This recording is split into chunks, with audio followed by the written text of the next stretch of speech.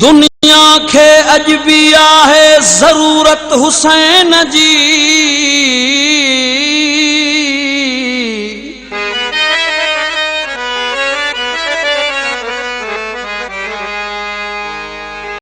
वाजब बशर ते आहे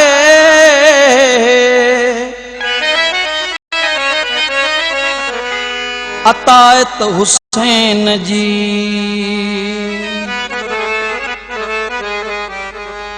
मौला हुसैन जो जेको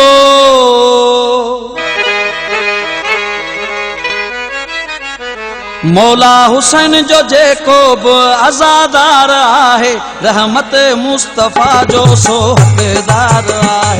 रहमत मुस्तफ़ा जो सो हक़दार आहे। मौला हुसैन जो जेको मौला हुसैन जो जेको भी आज़ादार आहे रहमत मुस्तफ़ा जो सो हक़दार आहे। रहमत मुस्तफ़ा जो सो हक़दार आहे।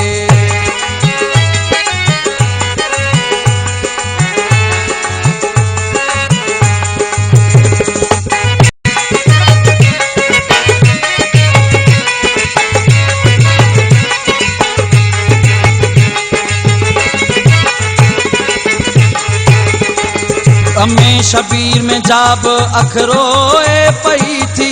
गमे शबीर में जाब अखरोए पई थी। गमे शबीर में जाब अखरोए पई थी। गमे शबीर में जाब अखरोए पई। तुझे निदात जो सामिन तुझे निजात जो सामिन सो सरीदार आहे। रहमत मुस्तफ़ा जो सो हक़दार आहे।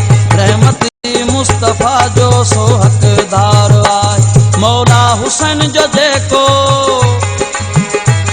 मौला हुसैन जो जेको बि आज़ादार आहे रहमत मुस्तफ़ा जो सो हक़दार आहे। रहमत मुस्तफ़ा जो सो हक़दार आहे।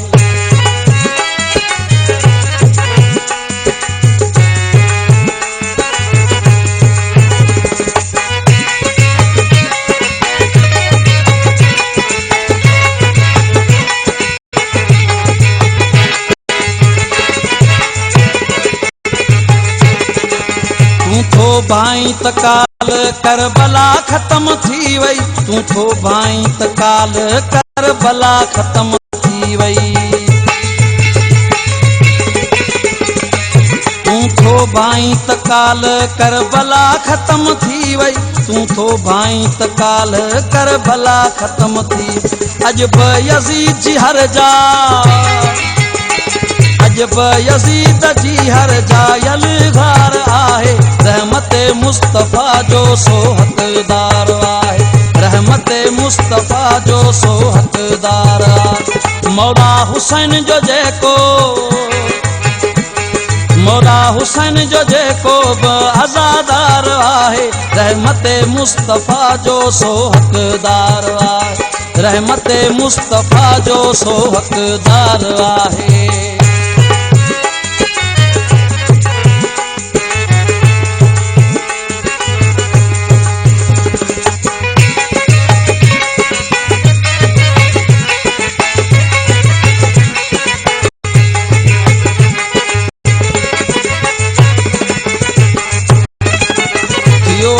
करबला मां आवाज़ हल मिनासर थियो आहे। करबला मां आवाज़ हल मिनासर थियो आहे। करबला मां आवाज़ हल मिनासर थियो आहे। करबला मां आवाज़ हल मिनासर। लबे कचई रियाज़ लबे कचई रियाज़ कयो इज़हार आहे। रहमत मुस्तफ़ा जो सो हक़दार आहे। रहमत मुस्तफ़ा जो सो हक़दार आहे। मौला हुसैन जो जेको मौला हुसैन जो जेको बि आज़ादार आहे रहमत मुस्तफ़ा जो सो हक़दार आहे। रहमत मुस्तफ़ा जो सो हक़दार आहे। रहमत मुस्तफ़ा जो सो हक़दार।